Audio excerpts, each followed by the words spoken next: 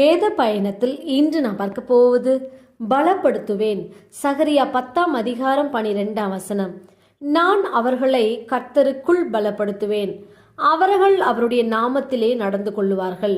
இஸ்ரவேலை ஆசீர்வதிப்பதே கர்த்தருக்கு பிரியம். இஸ்ரவேல் மக்களை கர்த்தர் மீட்டு கொண்டார், அவர்கள் பெருகி இருப்பார்கள். தூர தேசங்களிலே என்னை நினைத்து தங்கள் பிள்ளைகளோடு கூட பிழைத்து திரும்புவார்கள். நான் அவர்களை எகிப்து தேசத்திலிருந்து திரும்பி வர பண்ணி இடுக்கம் என்கிற சமுத்திரத்தின் கடக்கையில் அதன் அலைகளை அடிப்பேன். அப்பொழுது நதியின் ஆழங்கள் எல்லாம் வறண்டு போம், சத்துருக்களின் கர்வம் தாழ்த்தப்படும், எகிப்தின் கொடுங்கோல் விலகி போகும்.